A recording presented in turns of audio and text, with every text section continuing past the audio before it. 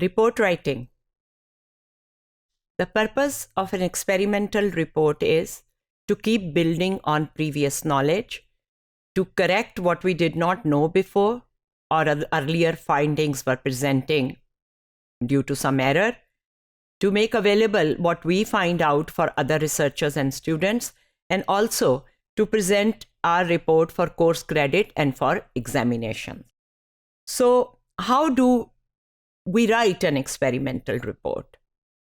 It follows a pattern of general to specific to general again.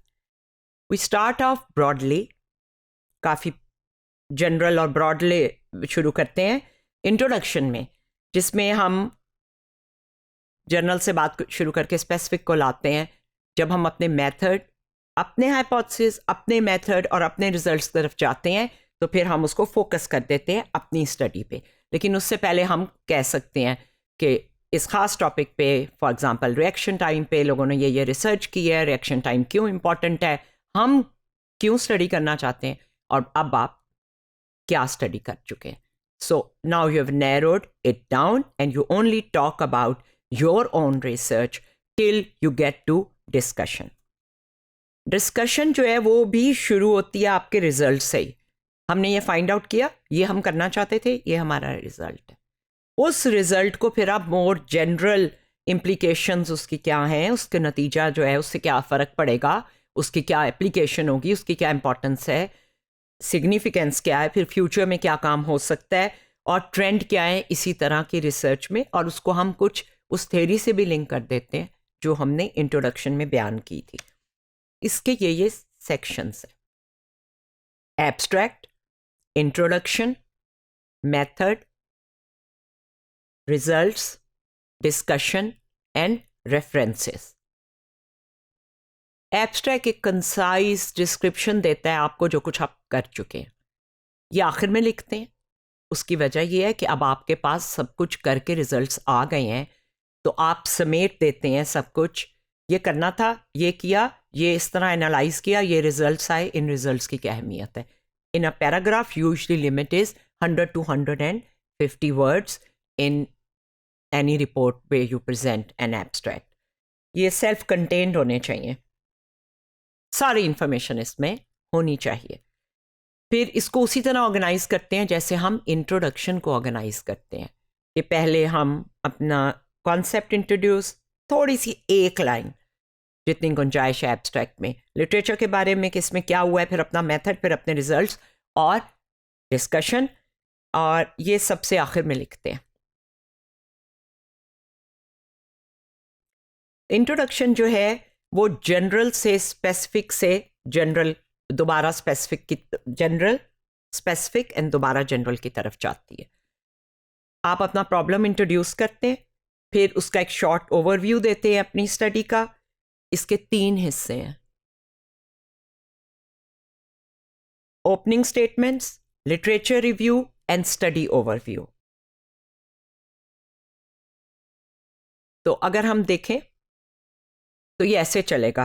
आपने broader topic दिया है, अब ये नैरो हो रहा है. थेरेटिकल फ्रेमवर्क एक्सप्लेन किया है, अपनी प्रीवियस जो स्टडीज़ हुई हुई हैं इस टॉपिक पे उनको समराइज़ किया है, अपना रैशनल दिया है कि इसको करने की ज़रूरत क्यों है, और फिर अपना हाइपोथेसिस दे दिया. This is your introduction. बाकी जो सब सेक्शंस हैं मेथड में, पर्पस, वेरिएबल्स और उनके ऑपरेशनल डेफिनेशंस. क्या मतलब है आपके वेरिएबल का, रिएक्शन टाइम का क्या मतलब है, सेंसरी स्टिमुलस का क्या मतलब है, पार्टिसिपेंट्स कौन थे, सब्जेक्ट्स थे, स्टूडेंट्स थे, एक था या ज़्यादा थे, आपका डिज़ाइन क्या था. हम डिज़ाइन पढ़ चुके हैं, सो यू हैव टू से क्या डिज़ाइन आपने यूज़ किया, क्या इंस्ट्रूमेंट या मेजरमेंट यूज़ की, आपका प्रोसीजर ऑफ डाटा कलेक्शन क्या था, और क्या कोई डिसेप्शन यूज़ हुई थी, और अगर हमने करनी हो डिसेप्शन तो उसको भी हम प्रोसीजर में बता देते हैं और उसके एथिकल वजह भी बता देते हैं. इसके आगे रिजल्ट्स का सेक्शन है. इसमें tables, figures, graph, a concise presentation of how results were calculated and analyzed. Usually descriptive statistics होती हैं, inferential statistics होती हैं जिसमें नतीजा निकाला जाता है. ये mean, standard deviation and confidence interval भी करता है. अगर बेस्ट ये है कि आप इसको APA स्टाइल में करें, क्योंकि 4 to 20 नंबर्स अगर आपके पास हैं, a well presented table is best rather than just descriptive in text. बताएं कौन से टेस्ट यूज़ किए थे, आपका मैग्नीट्यूड क्या था रिजल्ट का, सिग्निफिकेंट थे कि नहीं, और अगर इफेक्ट साइज डालना हो तो आप डाल सकते हैं, कौन से ग्रुप ने परफॉर्म बेटर किया अगर आप 2 ग्रुप को स्टडी कर रहे थे। बस कोई इंटरप्रिटेशन इस स्टेज पे नहीं होती, क्योंकि ये अभी आप सिर्फ प्रेजेंट कर रहे हैं। रिमेंबर, अगर आपने एक ही सब्जेक्ट पे यूज़ किया, और अक्सर क्लास एक्सपेरिमेंट्स में ये होता है कि हर स्टूडेंट का अपना अपना सब्जेक्ट है, सो 50 लोगों ने 50 लोगों पे एक्सपेरिमेंट किया है। Sometimes we bring it together, but if it is on single participant तो वो वाली स्टैटिस्टिक्स नहीं यूज़ होगी जो ग्रुप्स के लिए होगी, बट ऐसी स्टैटिस्टिक्स यूज़ हो सकती है जिसमें एक ही स्टिमुलाई को आपने 60 दफ़ा प्रेजेंट किया और फिर आपस में फ़र्क देखा स्टिमुलस का एक से दूसरे ग्रुप में।